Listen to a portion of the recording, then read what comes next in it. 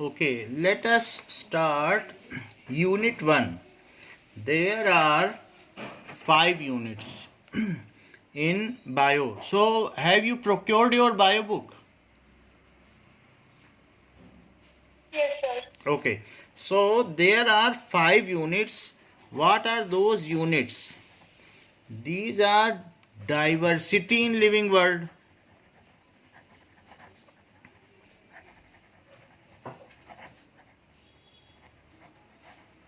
Next is in this diversity in living world, we also uh, go through in detail of various kingdom Monera, kingdom Protista, kingdom Plantae, and kingdom Animalia. So all kingdoms in this we read. तो पहली चीज है diversity, जैसा कि हमने 9th में भी पढ़ा था.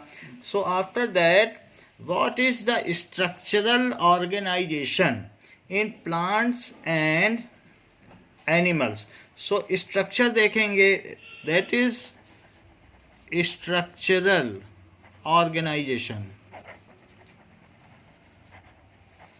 in plants and animals. उसमें हम देखेंगे कि उसमें what is the morphology, what is their external structure, उसमें कितने वर्ल्स होते हैं, कितने कोरोला होते हैं, हर एक चीज़ के बारे में, कार्पल का क्या अरेंजमेंट होता है. So how the things are in flower, how they are arranged over thalamus. So all these things, what is the arrangement of various things, ये सारी चीज़ें हम देखेंगे. और anatomy of flowering plants, what is their name, dissection देखेंगे.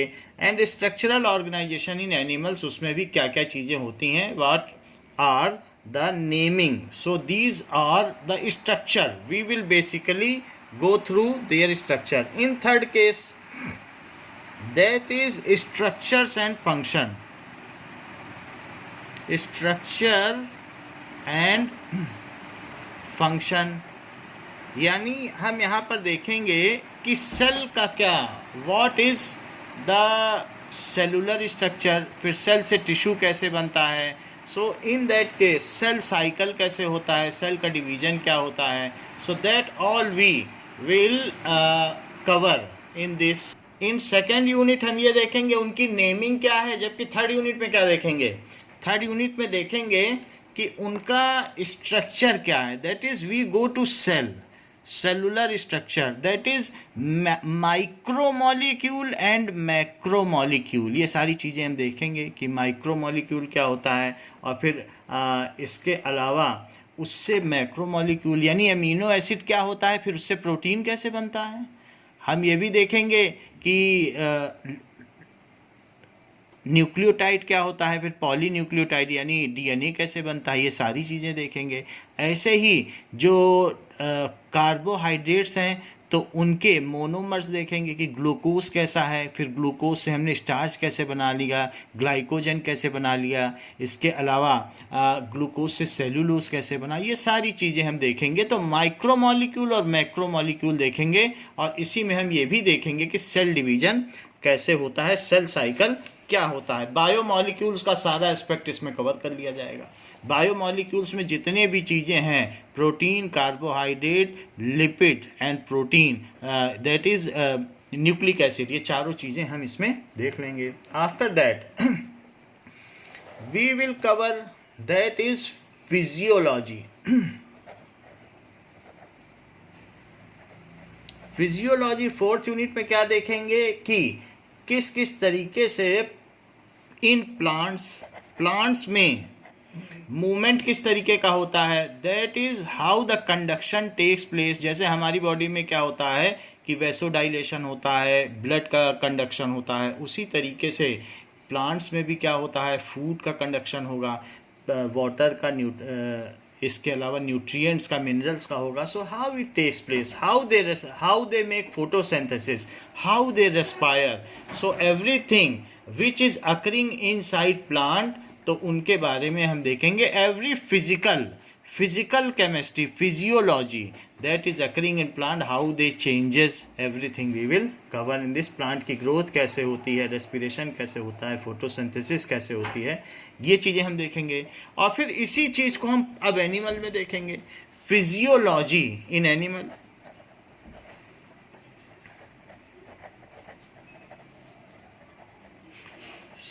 Animal. तो बाकी physiology में हम कुछ चीज़ें कवर करेंगे. डाइजेशन कवर करेंगे, रेस्पिरेशन कवर करेंगे, ब्लड सर्कुलेशन कवर करेंगे, एक्सक्रीशन कवर करेंगे, लोकोमोशन कवर करेंगे कि कैसे लोकोमोशन होता है.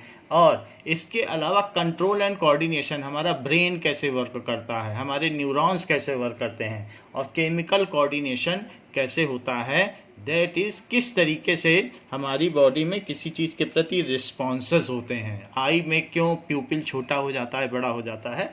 कुछ पार्ट्स यहाँ कवर किए जाएंगे, कुछ 12th में कवर किए जाएंगे. Those parts are reproduction. और भी हमारे ह्यूमन फिजियोलॉजी में बहुत सारी चीज़ें हैं जो हमारी बॉडी में डिफरेंट और ऑर्गन सिस्टम्स हैं, that we will cover in 12th.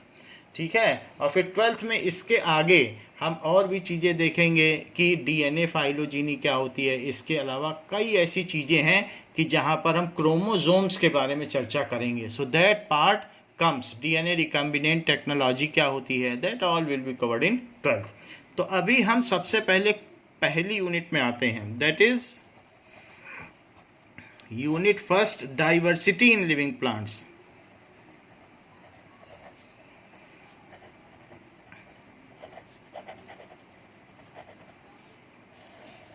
So it is, the biology is the science of life forms and living processes. So that is, in earlier stage, though we were also making live belief on in animate objects. पहले क्या था कि हम पत्थरों की, पहाड़ों की, सन की पूजा किया करते थे, feeling them that they are alive. But later on we could discriminate between living and non living things. So the description of living thing include human being became much later in human history. Otherwise हम शुरू में तो inanimate की भी पूजा करते रहते थे. So scientists and societies which indulged in anthropocentric view of biology could register limited progress. So those scientific concept, ऐसी सोसाइटी जैसे एंथ्रोपोलॉजी क्या होती है, that is anything which is related to human being. Anthropos human को कहते हैं. So anthropology, so anything, the science related to human,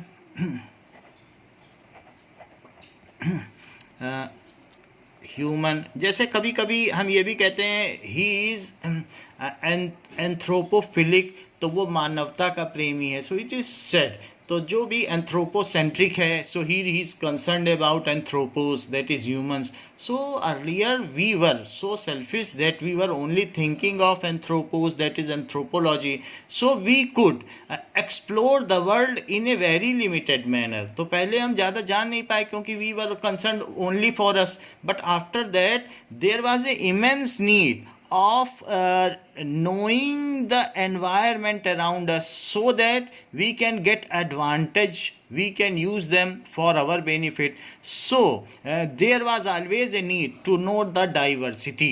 तो जैसे जैसे हम डाइवर्सिटी को जानते गए, then we got the idea that these can be useful in making drugs and chemicals for our treatment. तो हमने कहा कि उनके डीएनए का क्या स्ट्रक्चर है, ये सारी क्या चीज़ें हैं, उनको अपने लिए कैसे यूज़ कर सकते हैं. What are the antigens present in that due to which they are not getting caught by some virus and we get caught. So the same antigen are injected in us through inoculation या फिर vaccination, या फिर हमें oral pills दिए जाएंगे या oral doses दी जाएंगी. तो ऐसा करके हम लोगों ने देखा कि कुछ ना कुछ उनसे हम अपने बेनिफिट में ले सकते हैं. That's why our view has shifted from anthropology to the remaining word. तो हमने अपने को यहाँ से हटा करके we were interested in knowing the world. Now systematics and monumental description of life, that is systematics. What is systematics? So there are other words which are also coming in this line. That is systematics. Systematics means knowing some life form, after that identifying its what is its that is phenotype and genotype. इसकी morphology क्या है, इसका structure क्या है। Morphology का मतलब structure से होता है। तो सारी चीज़ें जानना, तो पहले क्या है कि to know about something, notice करो, देन आइडेंटिफाई करने के बाद इसकी फाइलोजीनी, इसका पीछे से रिलेशन क्या चला आ रहा है, जो पिछली लाइफ फॉर्म्स हैं, तो हम उसके डीएनए के स्ट्रक्चर से देख के उसका फाइलोजेनिक रिलेशन पता कर सकते हैं। फाइलोजीनी का मतलब है कि एक इवोल्यूशन है जिसमें 5 किंगडम है, फिर हर किंगडम में अलग अलग चीज़ें हैं। सो इस तरीके से उसकी फाइलोजीनी क्या है, हाउ इट इज़ रिलेटेड। तो हम क्या क्या सिस्टमेटिक्स में जान सकते हैं। पहले तो आइडेंटिफिकेशन, फिर इसके बाद उसकी मॉर्फोलॉजी, स्ट्रक्चर क्या है, फिर उसके बाद उसकी फाइलोजीनी क्या है। ठीक है, इतना जानने के बाद हम फाइलोजीनी भी हम कई तरीके से जान सकते हैं। कुछ लोग उससे ये देखते हैं, रिलेट करने से या क्लासिफिकेशन करने से पहले, विठाकर से पहले भी हुए, कि वो पानी में रहता है कि ज़मीन में रहता है, इस तरीके से क्लासीफाई कर दिया। लेकिन कुछ लोग उसकी जेनेटिक्स में गए। सो जेनेटिक्स मीन्स जीन की साइंस से उन्होंने जाना और उससे रिलेट किया फाइलोजीनी को। That is evolutionary link between any two species is called phylogeny. Any two species, whether they are closely related or remotely related, तो उसका किस तरीके से अमीबा से लिंक है, हमारा अमीबा से कैसे लिंक है, या हमारा किसी दूसरे लायन से या टाइगर से कैसे लिंक है, दैट इज़ फाइलोजीनी। सो फाइलोजीनी, जेनेटिक्स, इसके अलावा हम उसको किस लेवल पर रखें, हम उसको किस किंगडम में रखें, इसके अलावा किस फाइलम में रखें, किस क्लास में रखें, किस ऑर्डर में रखें, किस फैमिली में रखें, किस जीनस में रखें, किस स्पीसीज में रखें, उसको कहते हैं टैक्सॉन। तो जब उसको अलग अलग कैटेगरी में रखा जा सकता है, हर एक का, जैसे आपको पहले बता दिया था कि केपी कॉफ, जीएस, तो किंगडम, फाइलम, केपी कॉफ, क्लास, ऑर्डर, फैमिली, जीनस और स्पीसीज। स्पीसीज सबसे लोअर टैक्सा है और किंगडम सबसे क्या है, हायर टैक्सा है। बोलो बात सही है। और जो फाइलम है वही डिवीजन भी कहलाता है। तो फाइलम इज फॉर, फाइलम किस लिए होता है, दैट इज फॉर एनिमल, जबकि डिवीजन किसके लिए होता है, प्लांट्स के लिए। तो प्लांट्स के लिए डिवीजन और फाइलम किसके लिए है, एनिमल। जैसे एनिमल में 11 अलग अलग फाइलम है और प्लांट में भी देखा जाए तो 5 तरीके के डिवीजन्स हैं। तो वो सारी चीज़ें हो सकती हैं, जैसे ब्रायोफाइटा, टेरिडोफाइटा, इस तरीके से अलग अलग फाइलम हैं। Now is in this manner there is phylogeny, genetics. After that in which taxa is it is there, then it is taxonomy. उसको कहाँ रखा जाए। Taxonomy also includes naming of various life forms on the basis where they are originated. उनका origin कहाँ हुआ, उसके basis पर उनका नाम रखना। सो कंप्लीट आइडेंटिफिकेशन के बाद ही उनका टैक्सा देख लेना कि किस कैटेगरी में है, और फिर उसके बाद उनका नेमिंग करना, दैट इज़ टैक्सोनॉमी। हम इन सब की डेफिनेशन दिखाएंगे। Taxonomy, so it is and classification. Classification, see phylogeny and classification are different. It is to know that evolutionary link between any two life form, that is evolutionary link, how they are related to each other, how one form life form is evolved from other, how complex life form is evolved from primitive life form, between any two life form.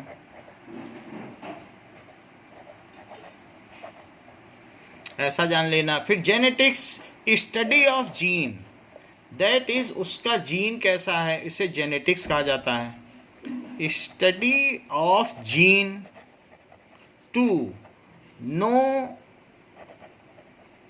that at which step of the phylogenetic tree it stands. कोई life form phylogenic tree में या tree of evolution में कहाँ stand करती है, इस चीज़ को जान लेना.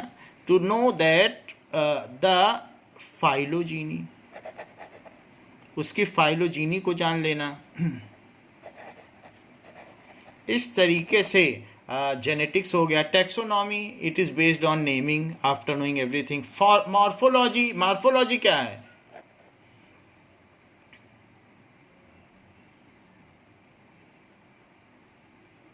Mansi, am I audible? Yes, sir. तो मॉर्फोलॉजी क्या है? It is knowing external features, that is morphology. तो हम ये सारी चीजें जान लेंगे. जब ये सब चीजों का पूरा जो ग्रॉस चीज है, इट इज ए सिस्टम जो हम किसी भी लाइफ फॉर्म के बारे में जानते हैं. जैसे मान लीजिए फ्लावर है, तो फ्लावर इस तरीके से भी हो सकता है कि उसमें ये डिफरेंट तरीके से ये ऐसे हो सकता है. ये पेंटामेरस है तो वर्ल्ड नेचर में हो सकता है. मान लो 5 पेटल्स हैं, 1 2 3 4 5, और किसी किसी में ऐसे भी अरेंज हो सकता है. तो हम ये देखेंगे कि जो अलग अलग फ्लावर हैं वो थैलामस में किस तरीके से अरेंज्ड हैं उसके पेटल्स. तो यहाँ पर उसका हम अरेंजमेंट देखेंगे. तो फाइलोजेनी है तो उसका कोरोला कैसे है, कैलिक्स कैसे है, वो सारी चीज़ें हम देखेंगे कि जो बाहर वाले हैं उनका क्या अरेंजमेंट है. तो उसका स्ट्रक्चर तो देखना है कि नहीं देखना है, उसके बेसिस पर उनका क्लासिफिकेशन किया जाएगा. सो दीज ऑल थिंग्स कि मॉर्फोलॉजिकली वो कितने हैं, पेंटामेरस हैं कि ट्राईमेरस हैं, कितने पेटल्स हैं, उन सभी चीज़ों को देखना फाइलोजेनी होगा.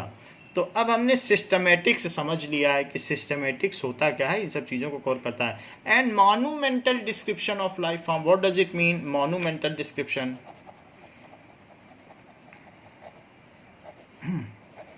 description, that is anything which is to be memorized, जो हमारे काम की हो. मॉन्यूमेंट्स क्या होते हैं? जो स्मरण योग्य हो. anything which is of immense importance. So monumental description that cannot be left unattended. So those things which are important and the points which is to be remembered, उसको कहते हैं monumental description. अगर हम किसी गाय के बारे में बात करें तो उसके रंग से ज़्यादा हमें ये ध्यान रखना चाहिए कि ये क्वाड्रूपोडल है, उसके 4 पैर हैं. तो monumental क्या हुआ? उसका कलर monumental हुआ कि वो क्वाड्रूपोडा है. हाँ, तो वो स्मरण योग्य जो बात होती है उसको कहते हैं स्मारक. मॉन्यूमेंट्स जा रहे हैं देखने. तो that is those descriptions which are worthy to be remembered. Those descriptions which are worthy to be remembered, उसको कहेंगे मॉन्यूमेंटल डिस्क्रिप्शन करना है. और उसी के बेसिस पर हम देखेंगे that all the present day living organisms are related to each other and those who are remotely existing in remote past, so we are closely related to each other and also with those who were existed, जो पहले exist करते थे past में. In this way we are related to each other. So these are thing जो भी उनकी phylogeny है ये हम जानेंगे.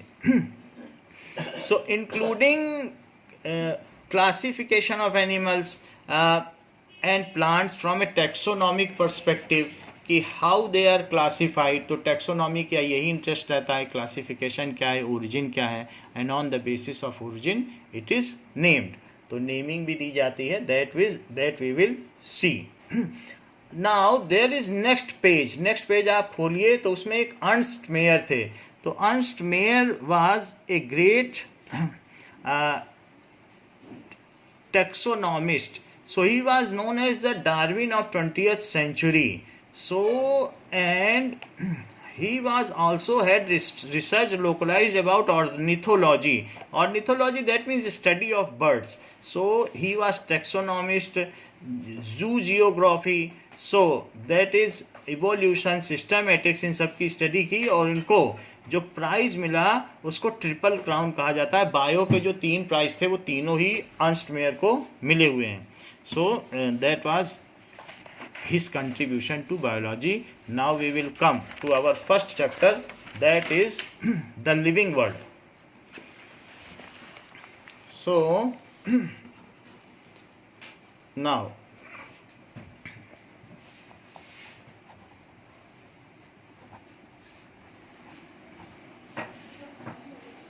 what is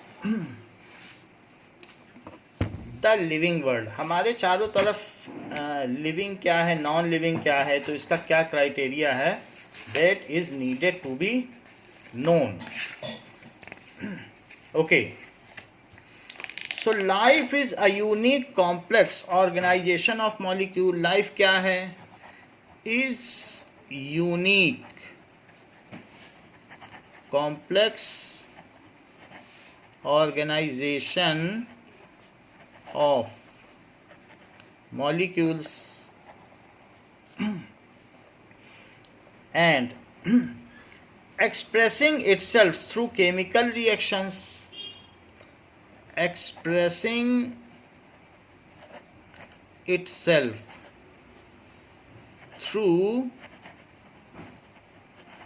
chemical reactions,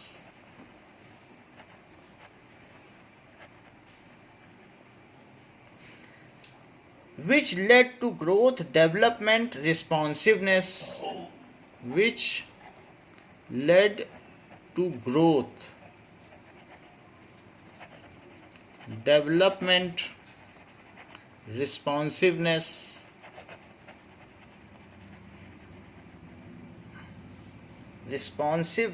adaptation and reproduction, adaptation and reproduction.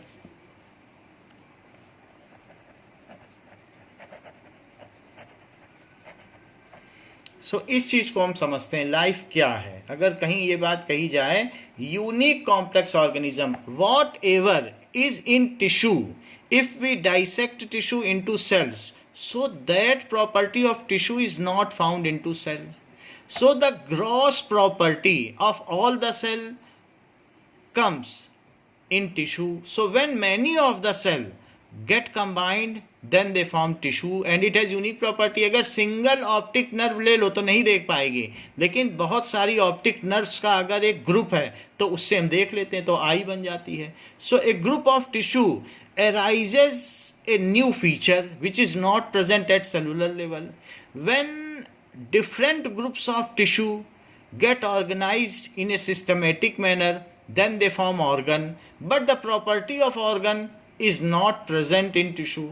In the similar manner, when various organs like intestine, stomach, that is esophagus, and there is buccal cavity, all these combined, anus, and that is large intestine, so all these get combined, then they form digestive system या organ system. So when organ combines, then it becomes system, and that system, in that system is some chemical reaction or biochemical reaction takes place, but the properties of organ system is not found in organs. तो हम ये देखते हैं. And various organs when work in coordination, जब वो आपस में सहयोग के साथ काम करते हैं, then organism बन जाता है.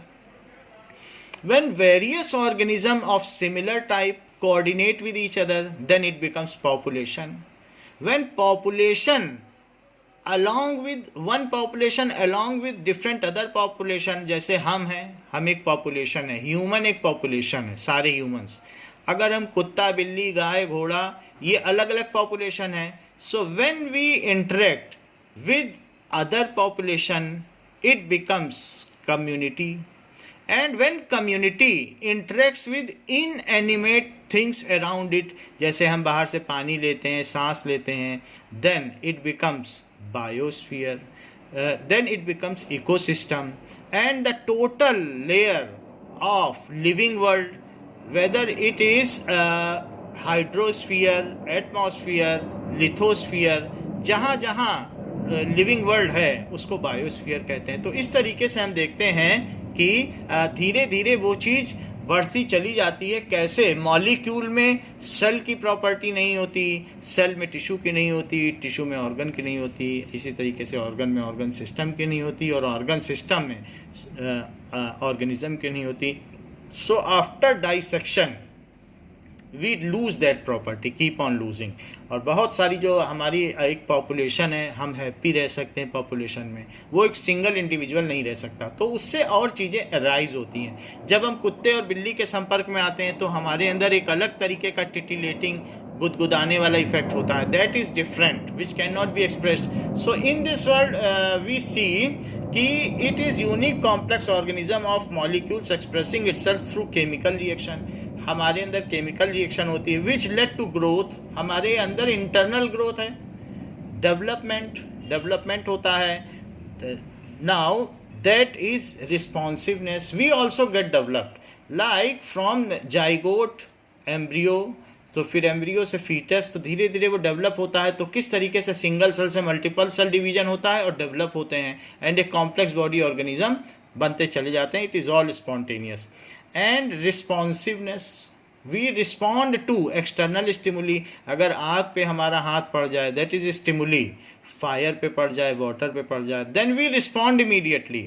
Either we remove our hand, sofa set पे बैठ जाएं तो वहीं बैठे रह जाते हैं। सो अगर कंफर्टेबल है, if it is suitable stimuli, then we respond towards it. if it is adverse stimuli non suitable, then we go away from it। तो किसी न किसी तरीके से हम रिस्पॉन्स तो करते ही हैं। So we respond to external stimuli, ऐसा सभी लिविंग बीइंग करते हैं। तो it is responsiveness. Adaptation, so adaptation का क्या मतलब है? If the climatic condition suddenly changes, then there is adjustment in our body. तो हमारी बॉडी में एक होम्योस्टेटिक्स है। बाहर का टेम्परेचर बदल जाए, कम हो या ज़्यादा हो, तो हम 38 डिग्री सेल्सियस पर ही रहते हैं, या 98 डिग्री फ़ारेनहाइट के करीब हम रहते हैं। सो इट इज़ एडाप्टेशन। होम्योस्टेसिस का मतलब है कि हमारी बॉडी का टेम्परेचर, हमारे अंदर कुछ थर्मल नर्व्स हैं that maintain our body temperature, तो वो करती हैं, हम एडाप्ट हो जाते हैं। और साथ ही साथ there is eventually something within us happens so that we get accustomed with external atmospheric condition. जो एक्सटर्नल एटमॉस्फेयर में जिंदा नहीं रह पाते या अपने आप को नहीं ढाल पाते, सर्दी बहुत बढ़ गई और कुछ लोग नहीं ढाल पा रहे हैं, देन दे डाई। सो इसको डार्विन ने भी बताया, that is the survival of fittest. योग्यतम की उत्तरजीविता का सिद्धांत, जो योग्यतम है वही बाद में जीवित रहेगा। So under a span of millions of years of life we are quite adapted. और आगे भी मान लीजिए कोरोना का टाइम चल रहा है, जो खुद को अडाप्ट कर लेगा, जो चेंजिंग वर्ल्ड की कंडीशन में इम्यून सिस्टम डेवलप कर लेगा, वो सर्वाइव कर जाएगा। जो नहीं कर पाएगा, those animal will die, because atmosphere and environment is ever changing and we have to adopt according to it, not the atmosphere और environment has to adopt like is. अगर हमें एसी चाहिए तो एटमॉस्फियर ये नहीं कि एसी बन जाएगा। तो हमें एडाप्टेशन की भी प्रॉपर्टी है कि हम अपने इंटरनल स्ट्रक्चर को समय समय पर बदलते रहते हैं। तो and reproduction, and we continue keep on surviving by reproducing, by multiplying और बाय रेप्लिकेटिंग अवर सेल्फ। हम अपनी रेप्लिका तैयार कर देते हैं। सो इन दिस वे हम ये देखते हैं कि हमारे अंदर जो लिविंग थिंग हैं उनमें ये सारी प्रॉपर्टी पाई जाती है। लिविंग थिंग में ये सभी चीज़ें होती हैं। नाउ तो इतनी बात आपको समझ में आ गई कि लिविंग थिंग की डेफिनेशन क्या है। चलो अब हम आगे बढ़ते हैं। So some unified and basic characteristics of organism. What is living?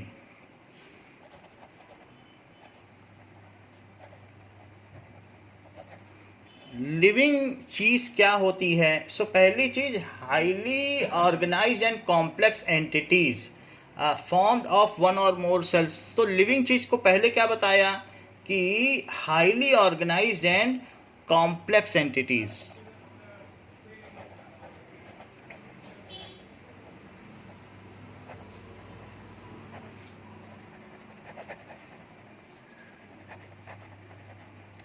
Are formed from one or more cells. So cell से क्या होगा? सेल से टिश्यू होगा, टिश्यू से ऑर्गन होगा, ऑर्गन से फिर आगे क्या होगा? ऑर्गन सिस्टम होगा, और ऑर्गन सिस्टम से क्या होगा? ऑर्गेनाइजेशन होगा, और चीज़ें कॉम्प्लेक्स होती जाएंगी। ऑर्गेनाइजेशन से फिर पॉपुलेशन होगी, और पॉपुलेशन के बाद बहुत सारी पॉपुलेशन इंटरमिंगल हो जाए, तब क्या होगा? कम्युनिटी। और कम्युनिटी अगर इनएनिमेट चीज़ों से इंटरेक्ट कर ले तो क्या होगा? इकोसिस्टम। इकोसिस्टम कैसा? जैसे फॉरेस्ट हुआ, जैसे रिवर हुआ, जैसे पॉन्ड हुआ, या एक्वेरियम हुआ। नेचुरल इकोसिस्टम भी हो सकते हैं, आर्टिफिशियल इकोसिस्टम भी हो सकते हैं, और टोटल लिविंग जो भी जितनी स्ट्रिप्स हैं अर्थ में, उसको कहते हैं बायोस्फीयर। तो इस तरीके से हम देखते हैं एक सेल से किस तरीके से कॉम्प्लेक्स बॉडी डिजाइन, यह सारा जो है डाइवर्सिटी डेवलप होता है। तो ये हाईली ऑर्गेनाइज्ड है, इट इज़ ऑल ऑर्गेनाइज्ड। तो हम दो we are limited up to here, मैंने पूरा आपको बता दिया कि सेल से कैसे ऑर्गेनिज्म बनता चला जाता है। So the properties of upper strata is not present in lower strata. The gross property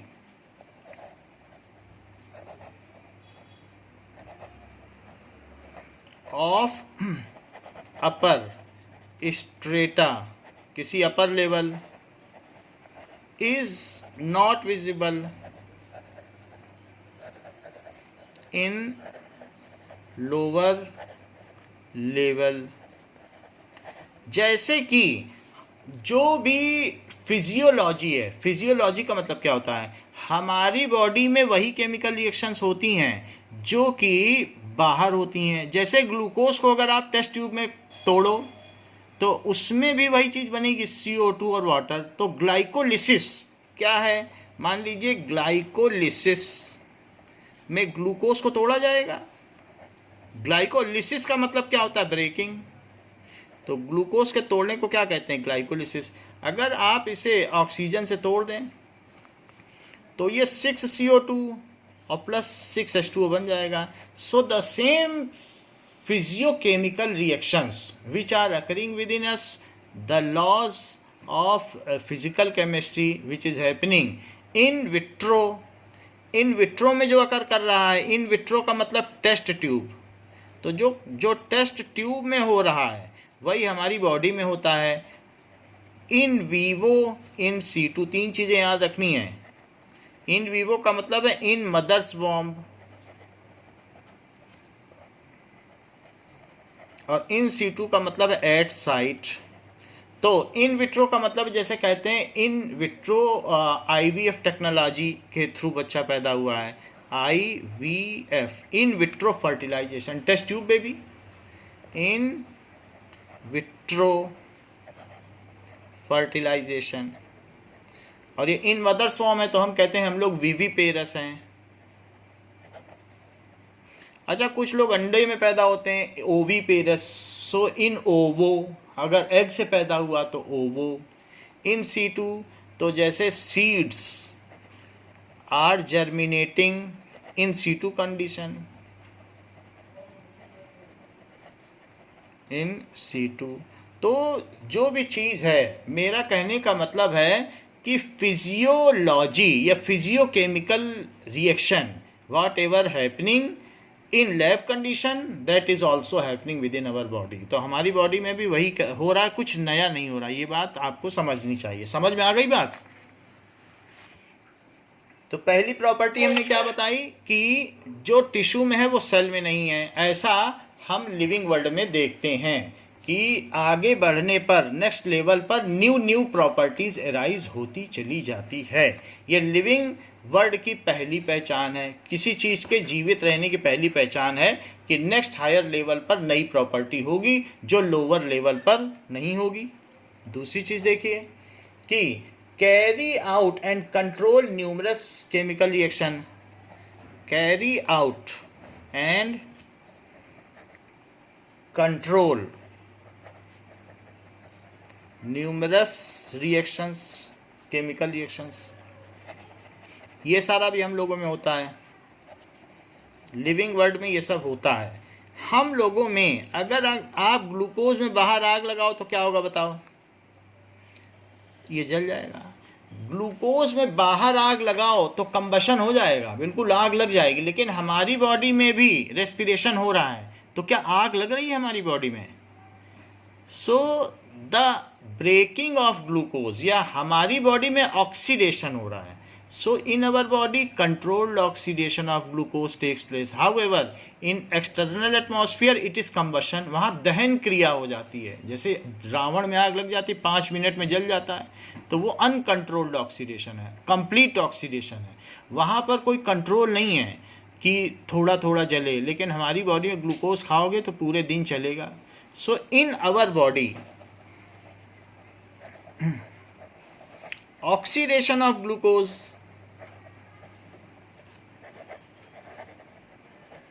takes place in controlled manner। controlled manner में ये सब होता है, तो controlled manner में होता है। and it is controlled by, इसे कौन कंट्रोल करता है? Controlled by thermoregulators. हमारी बॉडी में जब टेम्परेचर बढ़ गया, मान लो आपकी बॉडी में ऑक्सीजन जली, एक्सोथर्मिक रिएक्शन है और टेम्परेचर बढ़ गया, फिर अब आगे माइटोकॉन्ड्रिया और एनर्जी नहीं बनाएगा, अब रुक जाएगा। पहले उसको कंज्यूम करो तब आगे बनाएंगे बाई थर्मोरेगुलेटर्स। और बाहर तो रावण जलता ही रहेगा चाहे जितनी हीट हो जाए। सो हमारी बॉडी में in this manner there are various hormones and switching on and switching off proteins which control various biochemical reactions in our body। कभी कभी अनकंट्रोल रिएक्शन भी हो जाती है। जैसे हमारी बॉडी में एड्रीनलिन सेक्रीट होता है, किडनी के ऊपर एड्रीनल ग्लैंड है, क्या ये बात आपको पता है? तो संकट के समय में इतना ज़्यादा ऑक्सीजन जलाएगा कि हम सांप को देख के उछल के भाग जाएंगे। तो इस तरीके से हमारी बॉडी में अनकंट्रोल्ड रिएक्शन सिर्फ इमरजेंसी में होती है। हार्ट बीट तेज हो जाएगी, ब्लड सर्कुलेशन बढ़ जाएगा, we get so much energy that we escape from the emergency situation. So in our body ऐसे हार्मोन हैं जो कि एड्रीनलिन है, एड्रीनल ग्लैंड है किडनी के ऊपर जो इमरजेंसी ग्लैंड है। तो इस तरीके से सम हार्मोन्स एंड जैसे एड्रीनलिन ऐसा एक हार्मोन है, इमरजेंसी हार्मोन। एंड दूसरी चीज़ क्या बताई गई? प्रोटीन्स। तो प्रोटीन क्या करेगा? Switch on and switch off करता है। जैसे हमारी बॉडी में ईसोफेगस से खाना गुजरता है तो कभी लाइपेज को वो रिलीज़ कर देगा, फिर लाइपेज को स्विच ऑफ कर देगा, फिर जाइमेज को करेगा, फिर अमाइलेज को करेगा। तो न जाने कितने, कम से कम 200 प्रोटीन रिलीज़ होते हैं, 200 केमिकल्स रिलीज़ होते हैं, एंजाइम्स जो कि खाने को पचाते हैं। एंजाइम भी प्रोटीन ही होता है। तो एंजाइम, हार्मोन, ये सब प्रोटीन का ही फॉर्म है। कुछ स्ट्रक्चरल प्रोटीन होते हैं, कुछ इस तरीके से फंक्शनल प्रोटीन होते हैं, कुछ हार्मोनल प्रोटीन होते हैं, सब अलग अलग काम करते हैं। तो हमारी बॉडी का स्ट्रक्चर बना दे जो सेल बनाए। सेल की जो मेम्ब्रेन है वो किसके बनी होती है? प्रोटीन और लिपिड की बनी होती है, प्रोटीन और फैट की। तो प्रोटीन स्ट्रक्चरल भी हो सकता है या फंक्शनल, जैसे कि एंजाइम है, जैसे कि कैटलिस्ट है जो हमारी बॉडी में रिएक्शन को तेज करा रहा है। और कुछ ऐसे भी होते हैं हार्मोनल होते हैं जो डायरेक्शनल ग्रोथ दे रहा है। खैर जो भी हो, प्रोटीन्स कुछ स्विच ऑन होते हैं जो किसी रिएक्शन को स्विच ऑन कर देते हैं या स्विच ऑफ कर देते हैं। सो इस तरीके से in our body some hormones and proteins are there. वो क्या करते हैं? Which controls biochemical reaction.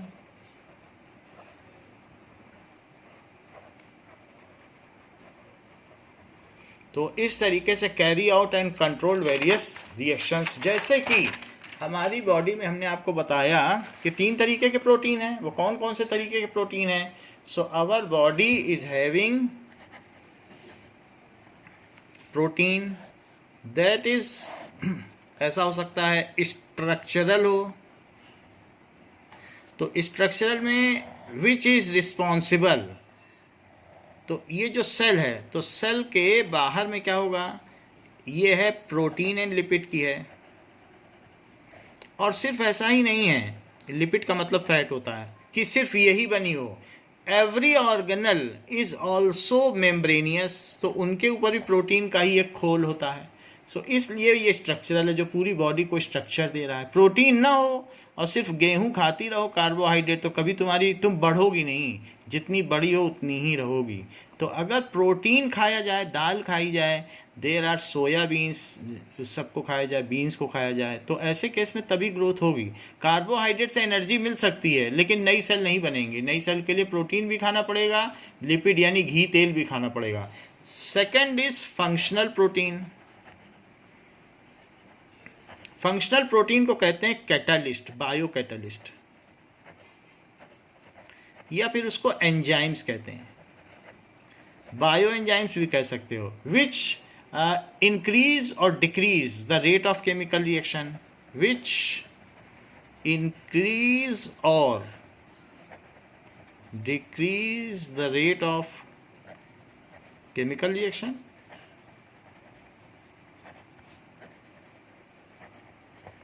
तो कुछ ऐसे होते हैं पॉजिटिव कैटलिस्ट होते हैं और कुछ पॉइजन्स होते हैं। पॉइजन्स का मतलब जो धीमा कर दें रिएक्शन को। तो इसीलिए कहा जाता है अरे उसने तो पॉइजन खा लिया और उसकी तो केमिकल रिएक्शन इतनी धीमी हो गई कि वो मर गया। सो पॉइजन भी एक तरीके का कैटलिस्ट है, वो हमारी बॉडी की जो केमिकल रिएक्शन उसको सीज कर देता है। जो भी सीज कर दे वो पॉइजन है। तो इस तरीके से फंक्शनल है। और कुछ हार्मोनल है जिसको कि कहते हैं डायरेक्शनल प्रोटीन या हार्मोनल। तो that is it gives directional growth.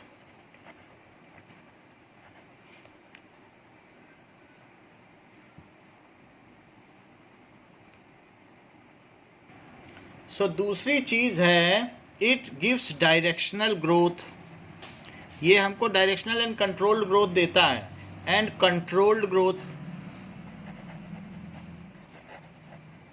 तो उसको हार्मोन्स कहते हैं। जैसे कि हमारी बॉडी में अलग अलग तरीके के हार्मोन्स हैं, प्रोजेस्टेरोन, इस तरीके से एस्ट्रोजन और प्रोजेस्टेरोन, ठीक है, टेस्टेस्टेरोन। टेस्टेस्टेरोन बॉयज़ में होता है जो उनको बॉय बनाता है। एस्ट्रोजन और प्रोजेस्टेरोन ये फीमेल में होता है जो उनको फीमेल का बॉडी शेप और इसके अलावा उनका जो रिप्रोडक्टिव सिस्टम है ओवरी को ठीक करता है। और इस तरीके से मेल और फीमेल को मेल बनाना और फीमेल को फीमेल बनाना ये हार्मोन का काम है। मान लीजिए अगर हार्मोनल डिसबैलेंस है तो ट्रांसजेंडर बन जाएगा, फिर समाज उसे जीने नहीं देगा।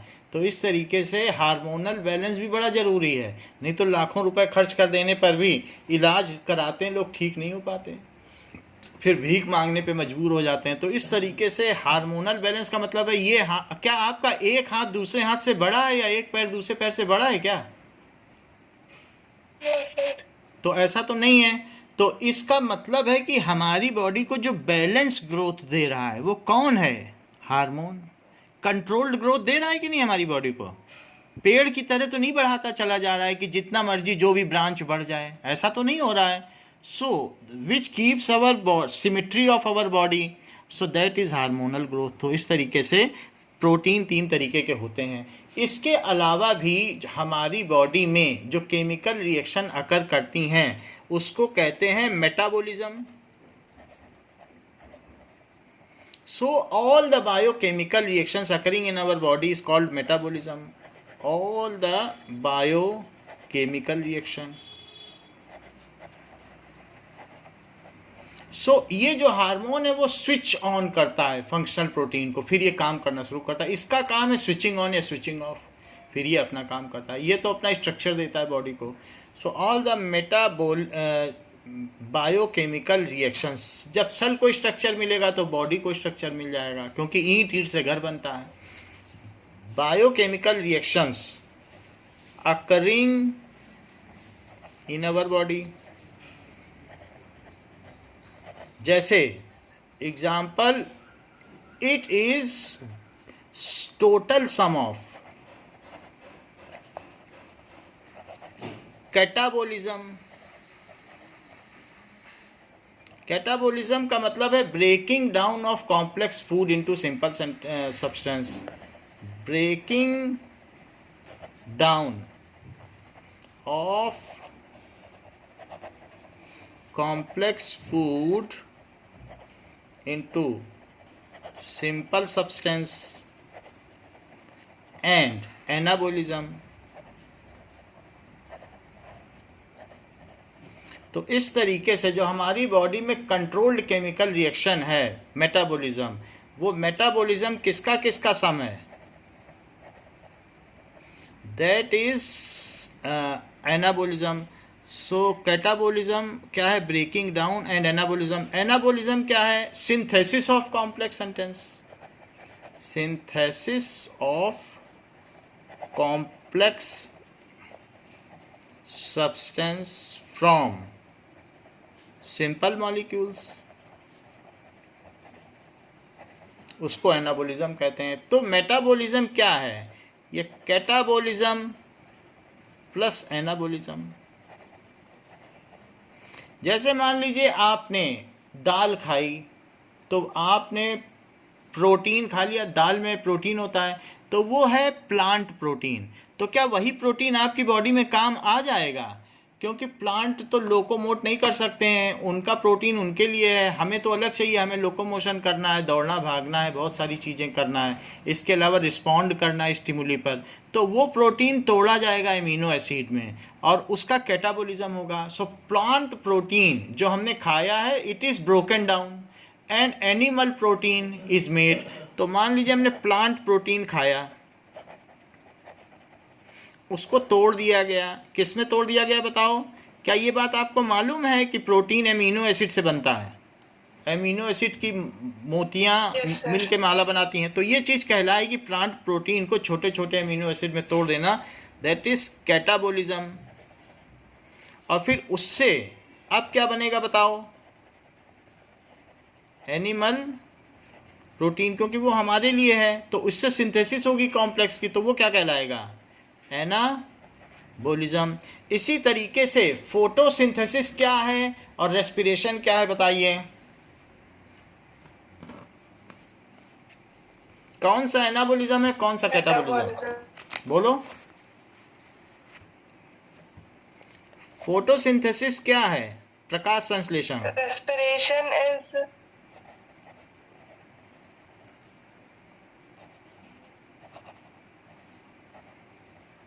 रेस्पिरेशन है। रेस्पिरेशन ही तो ग्लाइकोलिसिस है, ग्लूकोज का टूटना। बताओ ये क्या है? जिसको काट दिया जाए वो कैटाबोलिज्म, सीधी बात। बात समझ में आई? और फोटोसिंथेसिस क्या है? किसी चीज, हाँ यही चीज बताना था। सो it is a kind of, जब कोई चीज बना रहे हैं तो जो चीज काटी गई है वो रिडक्शन है और जो बन रही है वो ऑक्सीडेशन है। सो इस तरीके से ये ऑक्सीडो रिडक्शन रिएक्शन होती है हमारी बॉडी में। उपापचय संबंधी अभिक्रियाएं जिनको मेटाबॉलिज्म कहते हैं या बायोकेमिकल रिएक्शंस कहते हैं।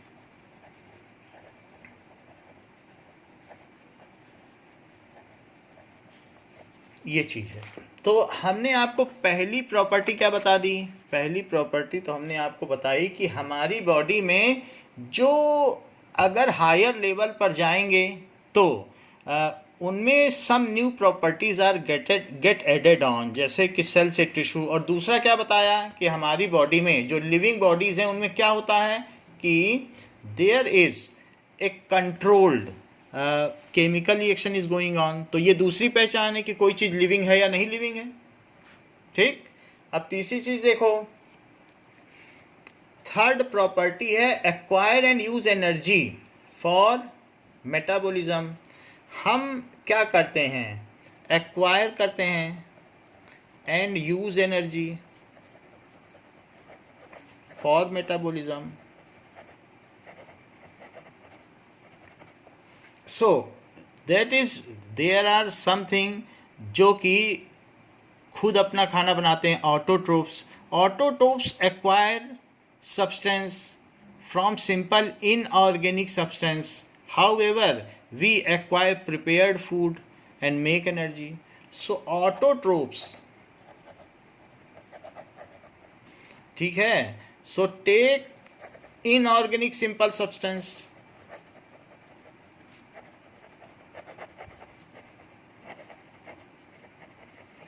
from बायोस्फीयर या एटमॉस्फेयर, ठीक है, या एक्सटर्नल एनवायरनमेंट,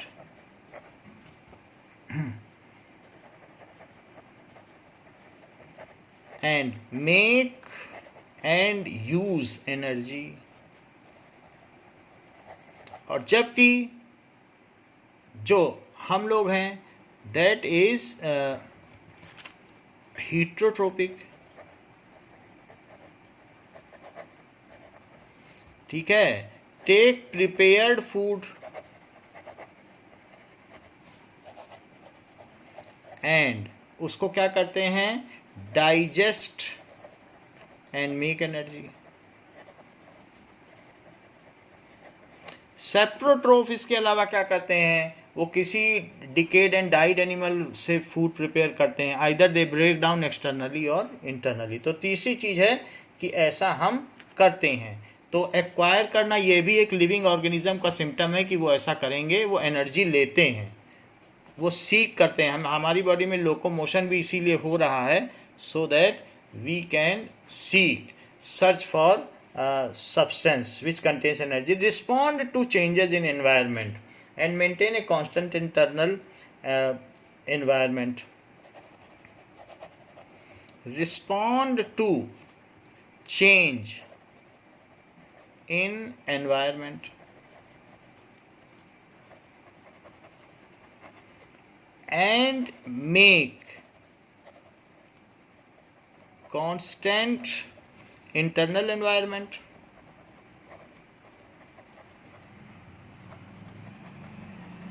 तो ये जो चीज है, अगर आपके बगल में आग लग जाए तो क्या वहीं बैठी रहोगी कि वहां से हट जाओगी? हट जाएंगे. So we respond to external stimuli, we respond to external stimuli. Stimuli क्या हो सकता है, वाटर हो सकता है. जहाँ वाटर होता है वहाँ देखो सबसे ज़्यादा पॉपुलेशन है यूपी में, तो वाटर के पास ज़्यादातर एनिमल्स रहते हैं. इसके अलावा फायर, हीट या जो टेम्परेचर, हीट तो नहीं लिखना चाहिए, टेम्परेचर के ऊपर करते हैं. केमिकल्स, सो केमिकल सब्सटेंस जो यूज़फुल हैं उनके लिए भी हम करते हैं. O2, CO2 जहाँ होगी तो जहाँ ऑक्सीजन ज़्यादा होगी वहाँ हम रहना चाहेंगे. So we respond to various stimuli. So उसके हिसाब से हमारा रिस्पॉन्स होता है. And it is due to control and coordination. हमारी पूरी बॉडी कोऑर्डिनेट करती है. जब हम आँख देखते हैं तो आँख ने आँख देखी लेकिन पैर चलने लगे, पैर दूर चले, तो ये एक कोऑर्डिनेशन है. हमने सांप देखा लेकिन पैर दूर भाग गए. तो इस तरीके से control and coordination which is executed by our nervous system along with hormonal system. जैसे हमने एड्रीनलिन आपको बताया एक इमरजेंसी ग्लैंड है, तो वो पूरी बॉडी में हार्ट बीट तेज कर देगी, ब्लड सर्कुलेशन तेज कर देगी, ग्लाइकोलिसिस तेज कर देगी. तो हार्मोनल सिस्टम भी है और साथ में नर्वस सिस्टम भी है. तो नर्व्स सूचना पहुंचाएगी ब्रेन में, ब्रेन आदेश देगा कि ऐसा करो, और उसी समय ब्रेन आदेश देगा हार्मोन्स को कि जाओ रिलीज हो जाओ, और वो किडनी के ऊपर वाले हार्मोन को, और जाकर पूरे ब्लड का सर्कुलेशन और हार्ट बीट बढ़ा दो. तो इस तरीके से it is executed bye nervous system and hormonal system.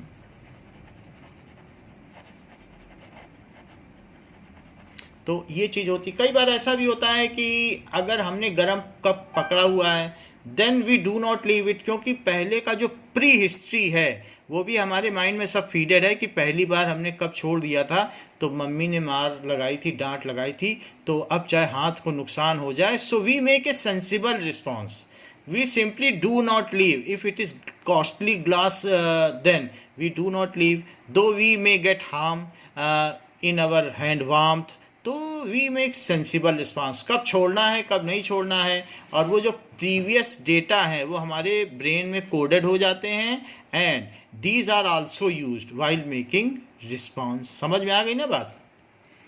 तो इसके अलावा भी हमारी बॉडी में in spite of variation in atmosphere, our internal environment remains constant.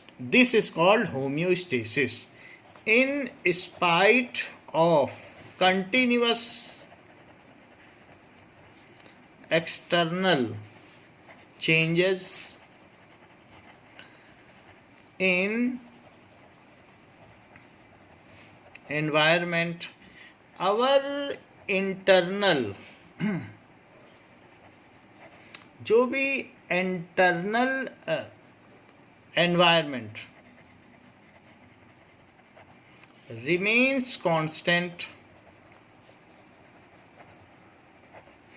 It is, ये क्या है? Due to self regulatory system. हमें उसके लिए अपना बॉडी टेम्परेचर ये नहीं कि 38 डिग्री बनाना पड़े, अगर बाहर 25 है तब भी 38 है, तो इसके लिए कुछ करना नहीं पड़ेगा आपको। It is self regulatory system present in our body, it is due to self regulatory system, वो खुद ही रेगुलेट होगा। थर्मो रेगुलेटर्स हैं हमारी बॉडी में, रेगुलेटरी सिस्टम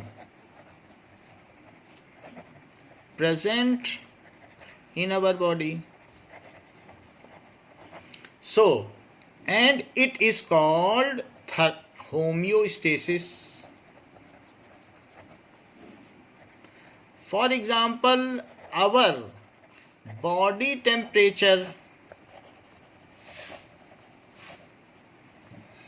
ठीक है, remains at 98.6 डिग्री फ़ारेनहाइट या 38 degree Celsius, and pH level is 7.18।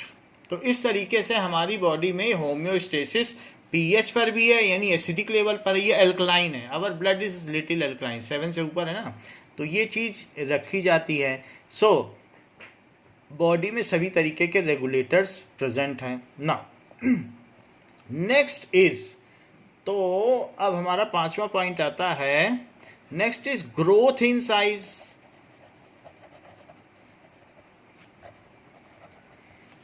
Develop and produce of spring and produce of spring, दो in some cases growth is not synonymous with reproduction। जैसे हम लोगों में growth हो रही है तो वो रिप्रोडक्शन नहीं है, हमारी बॉडी साइज और बॉडी मास बढ़ रहा है और वो इंटरनल ग्रोथ है। जबकि अगर वही स्पाइरोगाइरा में देखेंगे तो स्पाइरोगाइरा में जो ग्रोथ है फिर वो स्ट्रिप में टूट जाता है कि नहीं। So in that case growth is synonymous to reproduction, जैसे जैसे बढ़ेगा वैसे वैसे टूटेगा। तो कहीं कहीं सिनोमिनस है, लेकिन हम लोगों में वो उसका पर्यायवाची नहीं है। So in complex organism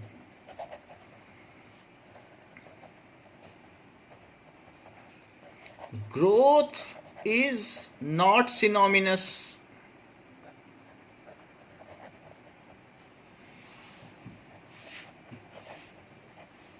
to reproduction. Reproduction ही सेल्फ रेप्लिकेशन है, अपनी रेप्लिका, अपना प्रतिरूप तैयार कर देना, ठीक है। सो इन कॉम्प्लेक्स ऑर्गेनिज्म में ऐसा होता है, and in simple organism, simple unicellular में भी ऐसा होता है, सेलुलर और सेलुलर लेवल ऑफ ऑर्गेनिज्म, जिसमें बहुत सारे सेल हों लेकिन अभी टिश्यू लेवल तक ना पहुंचा हो, और सेलुलर लेवल ऑफ ऑर्गेनाइजेशन हो, ऑर्गेनाइजेशन। ग्रोथ इज सिनोमिनस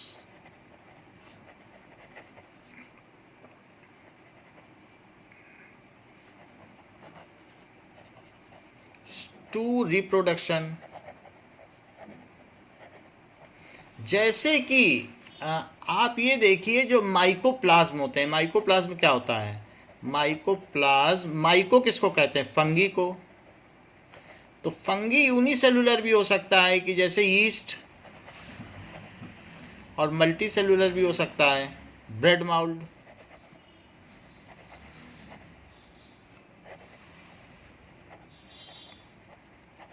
तो यूनिसेलुलर में ईस्ट आ गया। ईस्ट में क्या होगा?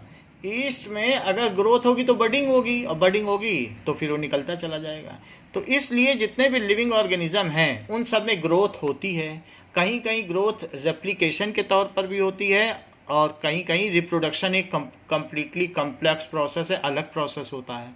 अच्छा, और कहीं ऐसा भी आपने देखा है कि जब डेवलपमेंट होता है तो ग्रोथ नहीं होती है, डिक्रीज इन मास होता है, ऐसा भी देखा है क्या? बताओ। हाँ, तो that is germination. During germination total mass of seed decreases. जब एक आप कोई चने का दाना जमीन में डाल दो और उसमें जर्मिनेशन होने लगे, उसमें स्प्राउटिंग होने लगे, उसमें प्लम्यूले और रेडिकल निकलने लगे, तो उसका मास घट जाता है। इससे क्या पता चलता है कि growth can not be taken as a sole criteria for reproduction. भाई कहीं अगर मास में डिक्रीज हो रहा है तो फिर वहां तो हम नहीं ले रहे हैं उसको सोल क्राइटेरिया, तो इसलिए ग्रोथ सोल क्राइटेरिया तो नहीं लिया जा सकता, क्योंकि कहीं मास घट भी रहा है। So during germination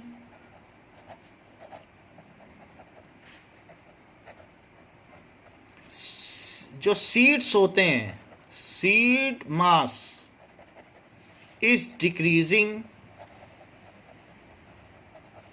so growth can not be considered as sole criteria for किसके लिए?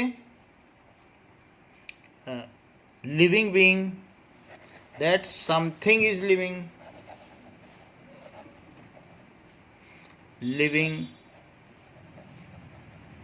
अच्छा, ऐसा भी होता है, सम स्टेराइल कपुल होते हैं, यानी हम लोग फर्टाइल हैं, हम लोग बच्चे पैदा कर सकते हैं, लेकिन कुछ ऐसे अभागे दंपति होते हैं जिनके बच्चे नहीं होते हैं।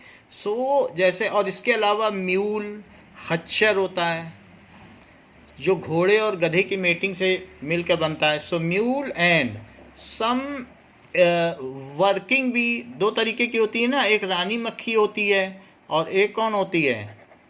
वर्किंग भी, तो वो भी बच्चे नहीं पैदा करती है, रिप्रोडक्शन नहीं करती। एंड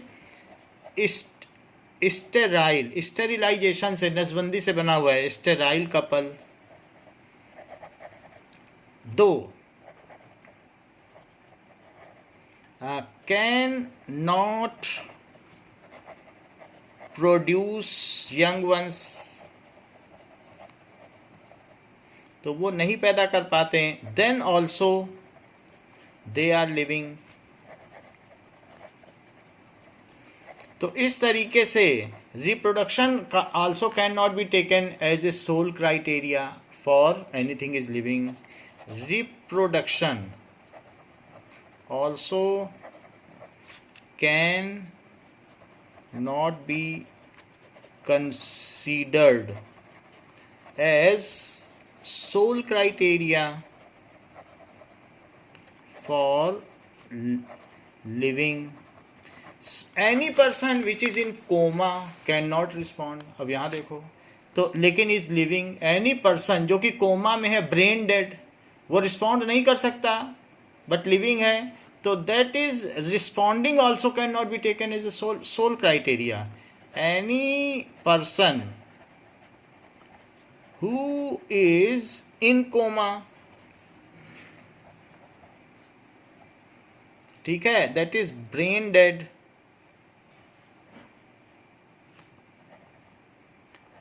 is living, उसके अंदर बायोकेमिकल रिएक्शन हो रही है. So it can not be taken as a sole criteria for living. तो इसे भी नहीं लिया जा सकता. ये चीज़ तो हमें ध्यान रखनी होगी. आगे देखें तो हमने पांचवा देख लिया कि ग्रोथ है, रिप्रोडक्शन है, ये सारे भी क्राइटेरिया लिए जा सकते हैं. Now next is adaptation to environmental changes and evolving a new type of organism. ये सभी लिविंग बीइंग में देखा जाता है. सो सिक्स्थ पॉइंट क्या है? adaptation to environment and evolving into new types of organism.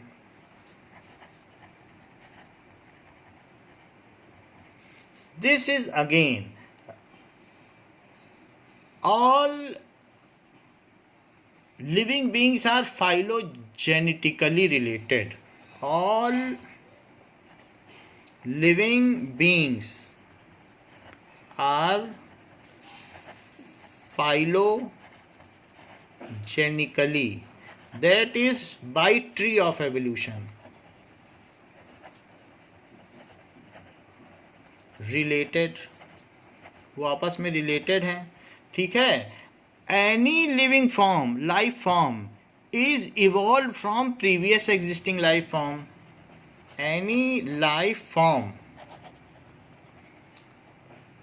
ठीक है. So had been evolved from previous some previous existing life form. ऐसा होता है. So we can say and they are adapted to ever changing environment and they are well adapted. कई ऐसे कीड़े देखे हैं जो पत्ती की कलर के होते हैं. कई ऐसे स्नेक देखे हैं जो दिखाई नहीं पड़ते हैं.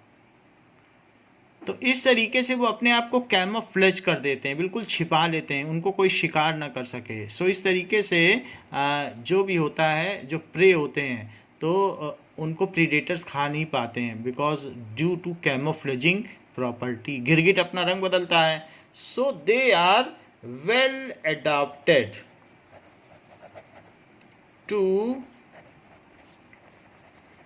Ever changing atmosphere. ये भी एक प्रॉपर्टी होती है. तो इस तरीके से हमने देखा कि सारे ऑर्गेनिज्म ग्रो करते हैं, रिप्रोड्यूस करते हैं, मेटाबोलाइज करते हैं, जैसा कि आपकी बुक में दिया है. एंड और cellular organisation is defining property of life form. कि सेलुलर ऑर्गेनाइजेशन है हमारी बॉडी में. और कॉन्शसनेस, दो कॉन्शसनेस भी एक डिफाइनिंग प्रॉपर्टी है, लेकिन कोमा में जो है वो कॉन्शस नहीं है, तब भी वो ऐसा है. So in this way we can take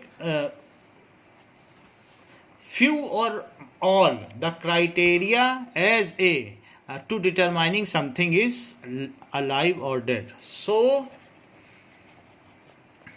we can consider few or all criteria for considering something is alive.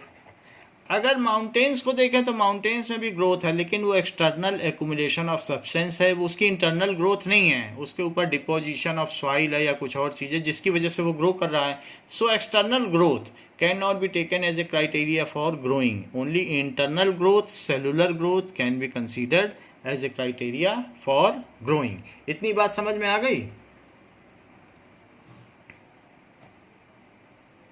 बोलो Amanshi, is it clear? yes sir. अच्छा, अभी आपकी नेक्स्ट क्लास 10:45 पे है और इसी के आगे हम पढ़ाएंगे diversity in the living world. Okay Okay sir.